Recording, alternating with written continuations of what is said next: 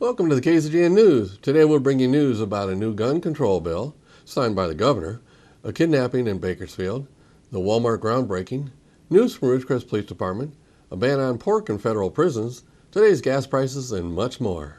From the Rademacher Hills to Bee Mountain and the mighty Sierras, Ridgecrest to Inyokern and China Lake, this is your news for the Indian Wells Valley with the KZGN News crew. Hello, I'm Tom Wicknick. Thanks for joining us for the news affecting Ridgecrest and the Indian Wells Valley. In news about a new gun control bill in California, Governor Brown signed into law Senate Bill 707, the Gun-Free School Zone Law. This new law prohibits gun owners issued a license by their local police chief or sheriff from carrying handguns for self-defense on California school grounds. It also subjects those with a carry permit issued only after passing a strict fingerprint-based background check and agency-approved training course, harsh new criminal liability for merely possessing a single round of ammunition on the grounds of any school or college campus, even if they don't possess the firearm. So, even if you have a concealed carry permit, you cannot carry that gun into a school or onto school grounds. It will have to be taken off and stored in a locked case or into a car trunk. This ban even includes ammunition. Brandon Combs, the president of the Firearms Policy Coalition, stated, "This is not just an attack on our Second Amendment rights. It's an attack on the most vulnerable in our society, victims of domestic violence and stalking. Judges, prosecutors, and public defenders who have a carry license will now have to leave their registered self-defense handguns at home when picking up their children from school, leaving them without the necessary protection from violent criminals. The law does allow school superintendents to provide written permission to people to allow them to carry. However, that written permission probably will never happen." Well, last Friday at 2 o'clock, the city and Walmart officials held an official groundbreaking for the new Super Walmart. The mayor invited all past council members to participate in the event. As this project took over 14 years to actually happen, Gary Parsons, the Ridgecrest Economic Development Director, emceed the event. Gary provided a short overview of all that is going to occur during the construction. He commented most on the most questioned part of the startup has been about why Bowman Road has to be closed. For those that don't know, this project will require substantial infrastructure construction around the actual building site. Huge trunk gas lines along Bowman Road have to be moved to accommodate the construction of the new East Bowman Road and bike path that goes along the site. The road will be widened, a new flood channel will be cut along Bowman Road, traffic signals will be installed at China Lake and Bowman, and another traffic signal at the north entrance to the Walmart off East Bowman. There will be other construction around the project as well. So, the closure of East Bowman will allow safe conditions for the construction crews. For the naysayers out there, the mayor provided this comment. She said, "For all of you that kept saying you'll believe it when you see it, well, believe it. Here it is." I might add that at the ceremony, construction crews have already cleared and graded the entire building site. So work really has begun. After short speeches by the mayor, Mick Gleason, Walmart store supervisor, and construction manager, we held the ceremony shovel groundbreaking. So that's it. Construction has officially begun. In news from Bakersfield and the Kern County Sheriff's Department, yesterday at 2:20 p.m., deputies received a report of a female being held against her will inside a residence in the 700 block of Castaic Avenue. The reporting party stated she had received a text message from her daughter to call the police due to her life being in serious jeopardy.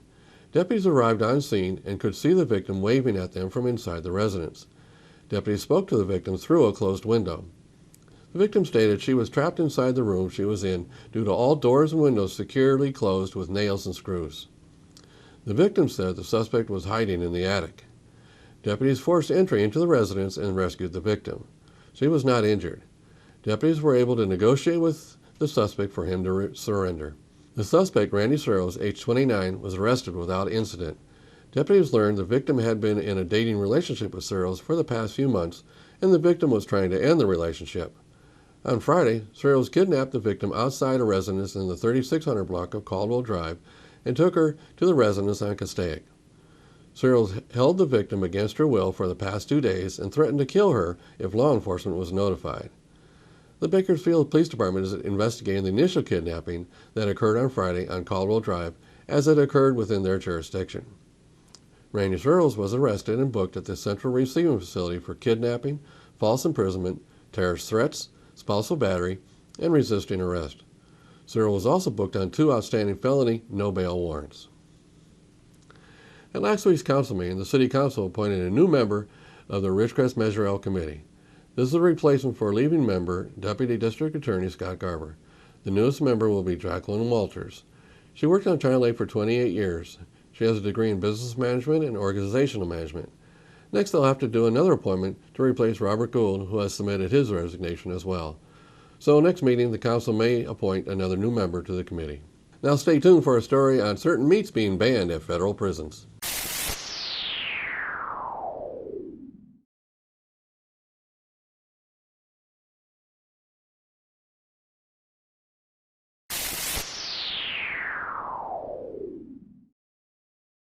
Thanks for staying with us. Now here's an interesting story about certain meats being banned from federal prisons. Newsmax is reporting that the Obama administration has banned all pork products from federal prisons. The Federal Bureau of Prisons had banned pork products from being served in the 122 prisons it runs nationwide. The ban started with the new fiscal year, which began October 1st, and is attributed to prisoners not liking pork. Surveys over recent years have found prisoners like pork least of all meats, and it is too costly. The National Pork Producers Council was skeptical. I find it hard to believe that a survey would have found a majority of the population saying, "No thanks, I don't want any bacon," Dave Warner, a spokesman for the group, said. The Council on American Islamic Relations praised the move. In general, we welcome the change because it's facilitating the accommodation of Muslim inmates. CAIR spokesman Hooper said, "We hope it's not an indication of an increasing number of Muslims in the prison system." Non-pork options have long been available to observant Jews and Muslims who can't eat pork products for religious reasons. The Ridgecrest Police Department announced that they have received a grant for special traffic enforcement and crash prevention. Ridgecrest Police Department has been awarded an $83,000 grant from the California Office of Traffic Safety for a year-long program of special enforcements and public awareness efforts to prevent traffic-related deaths and injuries. Ridgecrest Police Department will use the funding as part of the city's ongoing commitment to keep our roadways safe and improve the quality of life through both enforcement and education.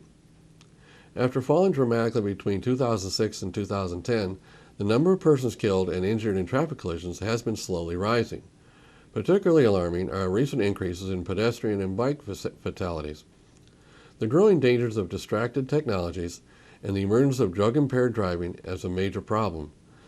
This grant funding will provide opportunities to combat these and other devastating problems such as drunk driving, speeding, and crashes at intersections. Overall, California's roadways are among the safest in the nation, said OTS Director Rhonda Kraft.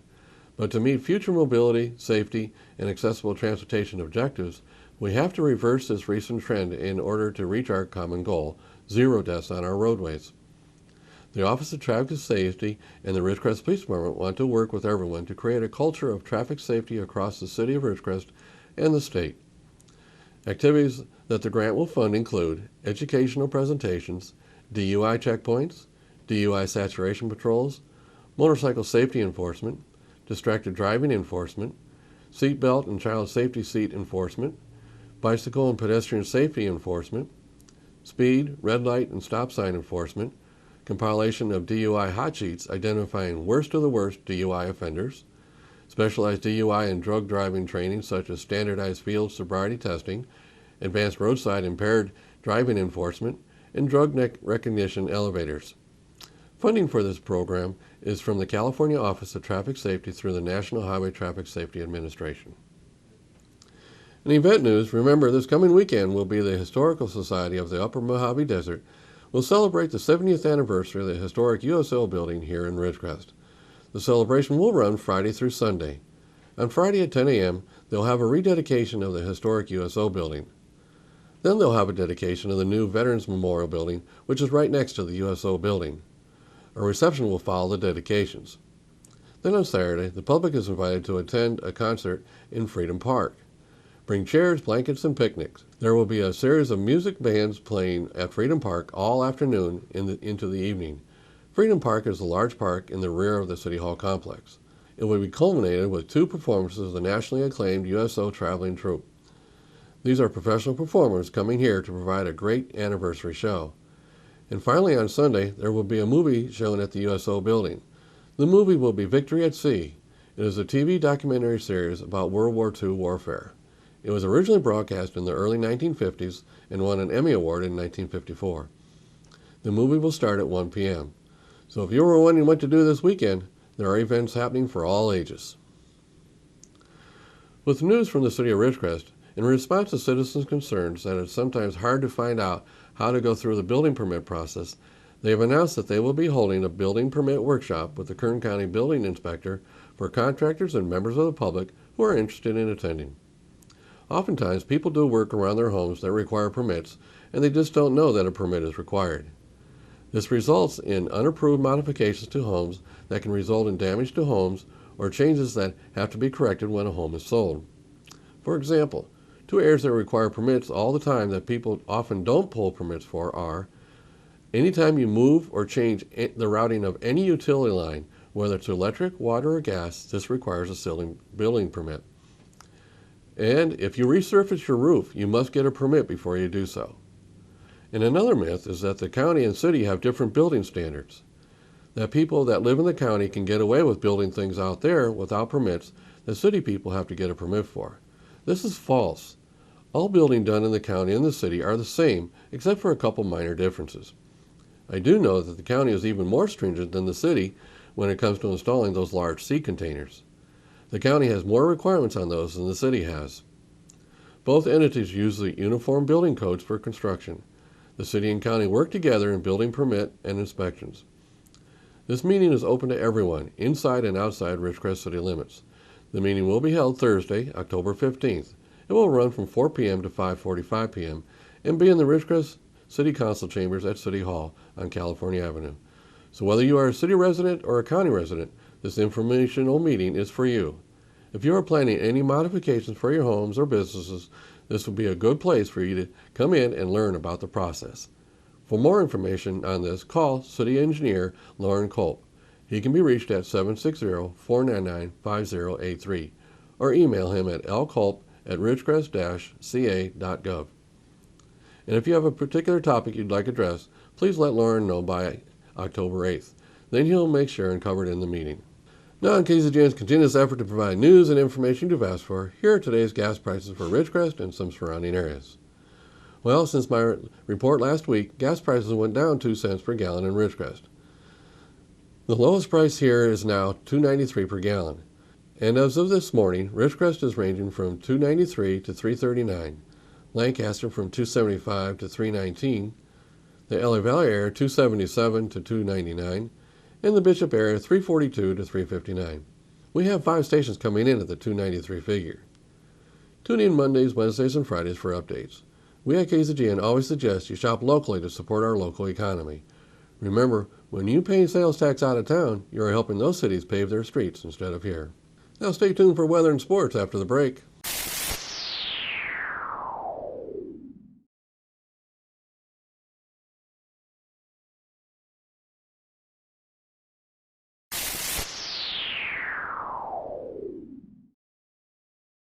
Thanks for staying with us. Go to Keith for the weather. Thank you, Tom. From the National Weather Service, a storm system moving through the western U.S. will continue to bring strong and gusty winds to portions of the northern plains. In addition, elevated fire weather conditions are in place for parts of the plains. Strong evening thunderstorms may fire up in the Tennessee Valley. Temperatures across the nation: Carolinas came in at 74, Georgia 73, Arkansas 88, northern Texas 79, New Mexico 76, and Los Angeles at 85. For our forecast here in the IWV, tonight partly cloudy with a low around 67, west-southwest wind 5 miles per hour. On Tuesday, mostly sunny with a high near 93, southwest wind 5 miles per hour. Tuesday night, partly cloudy with a low around 68, west wind 5 miles per hour. On Wednesday, 20% chance of showers and thunderstorms, partly sunny with a high near 93, north-northwest wind 5 miles per hour. Wednesday night, 40% chance of showers and thunderstorms, mostly cloudy with a low around 68, wind northwest 5 miles per hour. On Thursday, chance of showers and thunderstorms, mostly cloudy, high near 84, north-northwest wind 5 to 10 miles per hour. Thursday night, 40% chance of showers and thunderstorms, mostly cloudy with a low around 65, east-northeast wind 5 miles per hour. On Friday, a 30% chance of showers, mostly cloudy, with a high near 84, north-northwest wind 5 miles per hour. Friday night, mostly cloudy with a low around 65, west-northwest wind 5 miles per hour. And on Saturday, 20% chance of showers, partly sunny, with a high near 81, northwest wind 5 miles per hour. And as a look at your forecast, now back to Tom and the rest of the KZGN News. Thanks, Keith. Now Tom Heck with sports. And a very pleasant Monday afternoon to everyone.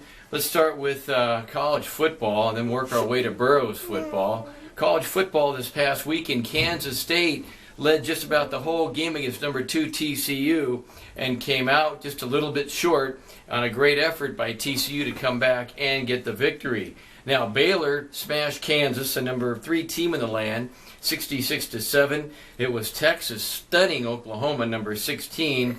Texas now 2-4. Who would have thought that one? That was a Red River game in Dallas. Iowa now 5-0. They beat Illinois. LSU easy over South Carolina, the number 7 team. Michigan, boy, talk about the Wolverines right now. 38-0 over Northwestern, who was 13. And Notre Dame easy over previously undefeated Navy. Now let's talk a little bit about the Pac-12. It was USC with a very, very disappointing Thursday night. They lose a tight game to the University of Washington. Steve Sarkisian has now been ordered to take a leave of absence by Athletic Director Pat Hayden. That could stem back to that pep rally when he was a little bit intoxicated and said some things. However, they waited, and they finally gave him some suspension. So, Arizona beat Oregon State in the other games. Also, Utah over Cal. It was Washington State beating Oregon, if you can believe that, in double overtime. Arizona State beats Colorado. And the University of Arizona had a 3-game losing streak before they beat Oregon State. So, the premier game probably was Utah and Cal in the Pac-12, with Utah winning that game in Salt Lake. Okay, from the NFL, Cincinnati beats Seattle in overtime. Green Bay, Atlanta winner. Chicago beats Kansas City on a massive comeback. They were down 18-6. They win 19-18. New England beats Dallas easily in the Big D. Denver outlasts Oakland. And Arizona embarrasses Detroit 42-10. Detroit now 0-5 on the year. Lloyd McClendon, Seattle baseball manager, has been fired after 2 years, was 163 and 161 in his 2 years with the Seattle team. Burroughs High School football, the best for last. Burroughs 42, Sultana nothing. Everybody, it was a great team effort. We had some great passes. We had some great runs. We'll talk more about that tomorrow. We'll update on statistics. The JVs also won along with the freshmen. What a great day and night it was on homecoming. Place was packed. Defensively, Burroughs played super. They shut out Sultana. Burroughs now 1-0 in the league. They will take on Hesperia at Hesperia. That is step one for Todd Mather and his team to get into the playoffs. Again, 42-0 Burroughs. Tomorrow we'll have some specific numbers from that game. But I don't want to single any one person out because I'll tell you what, it was a great effort on both sides of the football. Special teams did really well, and more tomorrow on Burroughs' success. That's your sports for this Monday night. I'm Tom Heck for KZGN. So that's the news for today. Also, KZGN-TV know you have a choice in what you watch for your news. We all thank you for choosing KZGN-TV, Ridgecrest's only locally owned community TV station. Now stay tuned for Ridgecrest Talk. But first, check out this video of a happy dog in a fountain.